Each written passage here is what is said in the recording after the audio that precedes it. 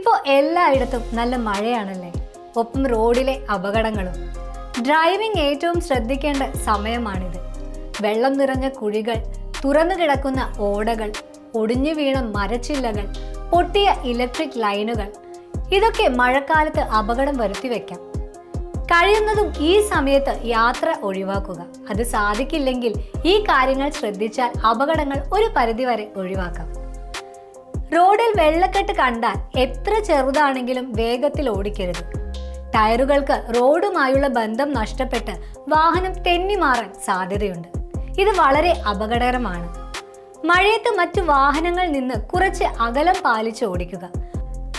മുന്നിലെ വാഹനത്തിൽ നിന്ന് ചെളി തെറിച്ച് കാഴ്ച മങ്ങാൻ സാധ്യതയുണ്ട്. കൂടാതെ നനഞ്ഞ റോഡിൽ ബ്രേക്ക് ചെയ്താൽ വാഹനം പെട്ടെന്ന് നിൽക്കണമെന്നില്ല. മുന്നിലെ വാഹനത്തിന്റെ ബ്രേക്ക് ലൈറ്റ് ചിലപ്പോൾ കാണാനും കഴിഞ്ഞെന്ന് വരില്ല. ശ്രദ്ധിക്കേണ്ട മറ്റു പ്രധാന കാര്യങ്ങൾ എന്തൊക്കെയാണെന്ന് നോക്കാം.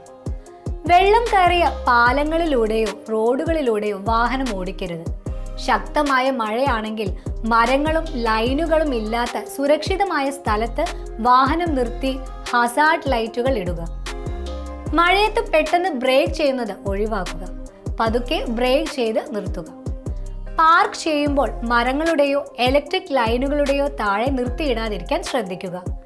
വെള്ളക്കെട്ടിലൂടെ പോകേണ്ടി വന്നാൽ ഫസ്റ്റ് ഗിയറിൽ മാത്രം പതുക്കെ പോവുക. വണ്ടി വെള്ളത്തിൽ നിന്ന് പോയാൽ ഒരിക്കലും വീണ്ടും സ്റ്റാർട്ട് ചെയ്യരുത്. വണ്ടിയിൽ നിന്നിറങ്ങി തള്ളി മാറ്റുക. ബ്രേക്കിൽ വെള്ളം കയറിയാൽ കുറച്ചു ദൂരം ബ്രേക്ക് പതിയെ ചവിട്ടി ഓടിക്കുക. ശേഷം ബ്രേക്ക് കാര്യക്ഷമമാണോ എന്ന് 1-2 തവണ ചവിട്ടി ഉറപ്പുവരുത്തുക. വെള്ളക്കെട്ടിലൂടെ കടന്നു പോകുമ്പോൾ AC ഓഫ് ചെയ്യുക. മഴക്കാലത്ത് ട്രാഫിക് ബ്ലോക്ക് കൂടും. വേഗത കുറച്ച് നേരത്തെ യാത്ര തിരിക്കാൻ ശ്രമിക്കുക. പാർക്ക് ചെയ്തിരിക്കുന്ന വണ്ടിയിൽ വെള്ളം കയറിയാൽ സ്വയം സ്റ്റാർട്ട് ചെയ്യാൻ നോക്കരുത്.